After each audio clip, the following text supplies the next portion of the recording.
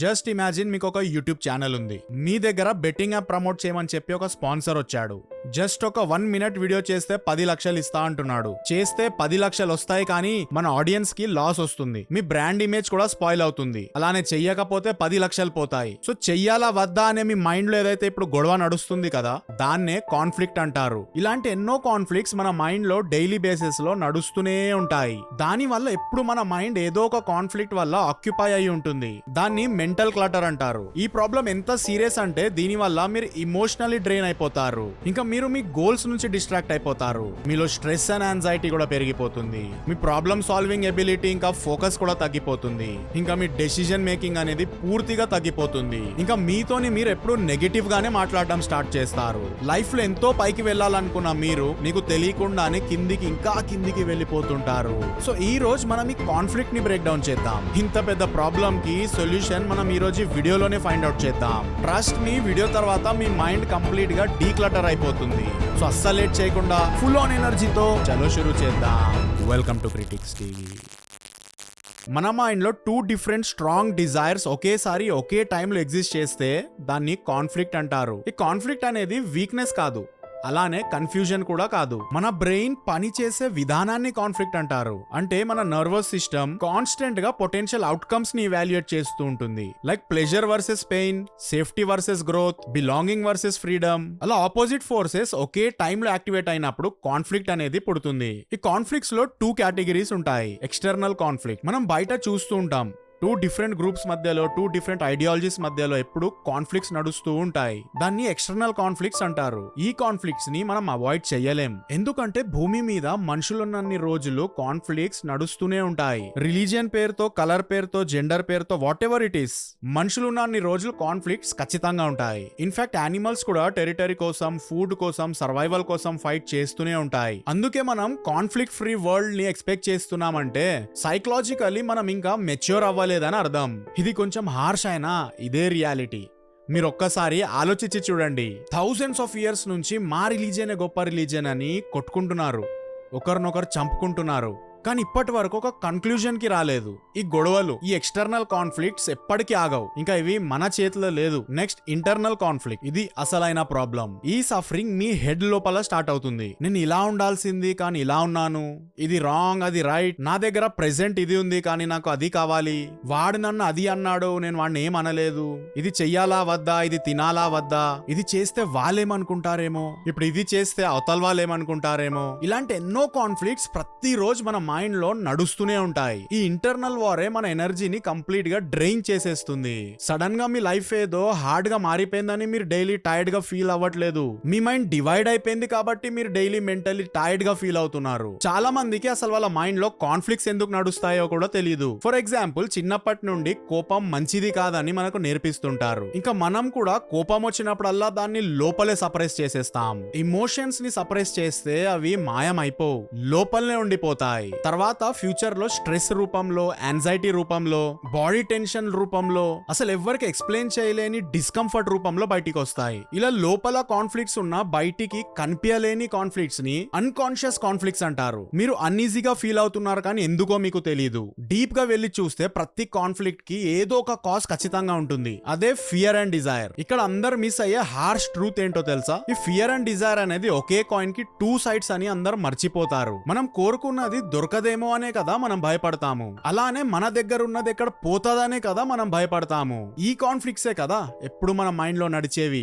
ఈ డిజైర్సే లేకపోతే మన మైండ్ లో అసలు ఫియరే ఉండదు. అలా ఫియర్ లేకపోతే కాన్ఫ్లిక్ట్ కూడా ఉండదు. దీన్ని ఒక ఎగ్జాంపుల్ తోనే అర్థం చేసుకుందాం. రామోజీ ఫిలిం సిటీలో చిరంజీవి గారి షూటింగ్ నడుస్తుంది. అక్కడికి వెళ్ళాలి, నేను మీ ఫ్యాన్ అని చెప్పి అతను ఒక ₹1,00,000 అడుగుతా అని మీ మైండ్ లో ఒక డిజైర్ వస్తుంది. ఆ డిజైర్ రాగానే మీరు బస్ లో కూర్చొని స్టార్ట్ అయిపోతారు. కానీ దారిలో ఒకవేళ నన్ను కలవకపోతే ఎలా, అసలు రిటర్న్ రావడానికి కూడా నా దగ్గర మనీ లేవు అని చెప్పి మీరు భయపడుతుంటారు. సో ఆ భయమే ఫియర్. అసలు చిరంజీవి గారు కలుస్తారో లేదో అని మీ మైండ్ లో ఏదైతే గొడవ నడుస్తుంది కదా, అదే కాన్ఫ్లిక్ట్. సో ఇక్కడ ఈ కాన్ఫ్లిక్ట్ ఉండకూడదు అంటే మీరు ఇలాంటి అన్రియలిస్టిక్ ఎక్స్పెక్టేషన్స్ ని పెట్టుకోకూడదు. ఇంకా మీ మైండ్ లో ఇలాంటి పిచ్చి పిచ్చి డిజైర్స్ వస్తే దానికి అకార్డింగ్ గా మీరు యాక్షన్ అయితే అస్సలు తీసుకోకూడదు. సో ఈ డిజైర్స్ లేనప్పుడు అవి జరగకపోతే ఎలా అనే భయం, ఫియర్ అనేది కూడా ఉండదు. సో ఈ భయమే లేకపోతే కాన్ఫ్లిక్ట్స్ కూడా ఉండవు. ఇది ఏదో ఫిలాసఫీ కాదు, సింపుల్ లాజిక్, అబ్జర్వేబుల్ సైకాలజీ అంటారు దీన్ని. మనం హ్యూమన్స్ ఎప్పుడో ఒక ఇల్యూజన్ లో బ్రతుకుతూ ఉంటాము. అంతా నా కంట్రోల్లోనే ఉంటది, అంతా నేను అనుకున్నట్టే జరుగుతది అని మనం అనుకుంటుంటాము. కానీ రియాలిటీ ఏంటంటే మనం జస్ట్ డెసిజన్స్ ని మాత్రమే తీసుకోగలం. ఆ తీసుకున్న డెసిజన్ వల్ల వచ్చే అవుట్కమ్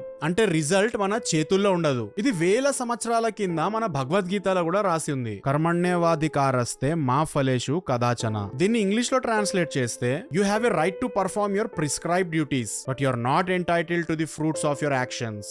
అలానే తెలుగులో ట్రాన్స్లేట్ చేస్తే నీకు కర్మ చేయటకు మాత్రమే అధికారం ఉంది, కర్మల ఫలములపై ఎప్పటికీ లేదు. కర్మ ఫలాలకు కారణం కావద్దు, అలాగని కర్మ చేయకుండా ఉండవద్దు. మన బ్రెయిన్ లిమిటెడ్ ఇన్ఫర్మేషన్ తోని వర్క్ అవుతుంది. దీన్ని మోడర్న్ న్యూరో సైన్స్ కూడా అగ్రి చేస్తుంది. ఫ్యూచర్ లో వచ్చే అవుట్కమ్స్ ని ఎవ్వరు ప్రిడిక్ట్ చేయలేరు. అందుకే మనం లైఫ్ నుండి పిచ్చి పిచ్చి ఎక్స్పెక్టేషన్స్ ని పెట్టుకుంటే ఈ కాన్ఫ్లిక్ట్స్ మల్టిప్లై అవుతూ ఉంటాయి. మనం ఎప్పటికీ పీస్ఫుల్ గా ఉండలేము. మన దగ్గర ఉన్న రియలిస్టిక్ ఇన్ఫర్మేషన్ ని, రియలిస్టిక్ డేటాని బట్టి మనం యాక్షన్స్ తీసుకోవాలి. అన్రియలిస్టిక్ ఎక్స్పెక్టేషన్స్, డిజైర్స్, ఇమాజినేషన్స్ ని బట్టి డెసిజన్స్ తీసుకుంటే మిగిలేవి కాన్ఫ్లిక్ట్స్ మాత్రమే. చాలా మంది ఏమనుకుంటారంటే బాగా ఆలోచించి మైండ్ లోనే ప్రాబ్లమ్ సాల్వ్ చేయగలుగుతా అనుకుంటారు. కానీ ఇక్కడ మైండ్ లో ఆలోచించి ప్రాబ్లం కి సొల్యూషన్ వెతకడమే ప్రాబ్లం. ఎందుకంటే మన బ్రెయిన్ టూ ఆపోజిట్ పర్స్పెక్టివ్స్ ని మనకు చూపిస్తుంది. ఇలా చేస్తే ఒకలా మంచి జరిగితే ఇలా, చెడు జరిగితే ఇలా, మన డెసిజన్ రైట్ అయితే ఇలా, రాంగ్ అయితే ఇలా, ప్లెజర్ అనిపిస్తే ఇలా, పెయిన్ అనిపిస్తే ఇలా అని ఆలోచించుకుంటూ కూర్చుంటే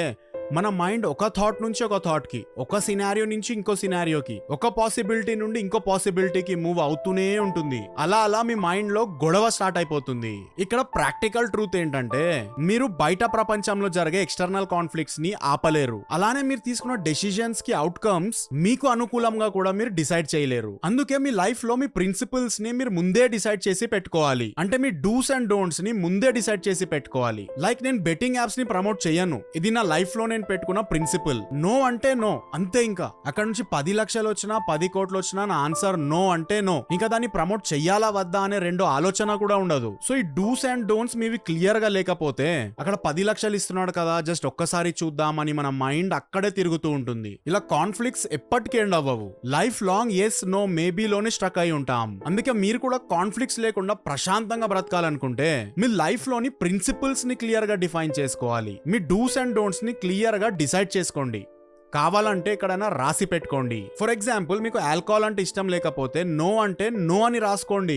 ఒక్కసారి మీరు ఫిక్స్ అయ్యాక మీకు 1 పెగ్ ఆఫర్ చేసినా 1 బాటిల్ ఆఫర్ చేసినా మీ ఆన్సర్ నో అంటే నో అనే ఉండాలి. మీ మైండ్ లో ఇంకా సెకండరీ థాట్స్ రాకూడదు. వచ్చినా నో అంటే సరిపోతుంది. అలానే చాలా మంది మిలియనర్స్ వాళ్ళ లైఫ్ లో కాన్ఫ్లిక్ట్స్ ఉండకూడదని డైలీ సేమ్ డ్రెస్ వేసుకుంటారు, డైలీ సేమ్ ఫుడ్ తింటుంటారు. అలానే మీ లైఫ్ ని కూడా మీరు ఎంత సింప్లిఫై చేసి పడేస్తే మీ మైండ్ కూడా అంతా ఫ్రీగా ఉంటుంది, మీ ఎనర్జీ కూడా అంతా సేవ్ అవుతుంది. మీరు ఇంకా ఎనర్జీని ఎక్కడైనా ప్రొడక్టివ్ గా వాడొచ్చు. మీరు ఏమైనా కొత్త స్కిల్స్ ని నేర్చుకోవచ్చు, మీ బిజినెస్ ని బిల్డ్ చేయొచ్చు, లేదా మిమ్మల్ని మీరు ట్రైన్ చేసుకోవచ్చు. డే టు డే లైఫ్ లో మీ ప్రొడక్టివిటీ ఆటోమేటిక్లీ పెరిగిపోతుంది. సో ఫైనల్ గా నేను చెప్పేది ఏంటంటే ఈ కాన్ఫ్లిక్ట్స్ అనేవి మన లైఫ్ లో ఎప్పటికీ ఉంటాయి. కానీ మీరు రియాలిటీతోని ఫైట్ చేయడం ఆపేస్తే మీ సఫరింగ్స్ తగ్గిపోతాయి. పర్ఫెక్ట్ ఆప్షన్ ని చూస్ చేయడం కాదు రియల్ ఫ్రీడమ్ అంటే.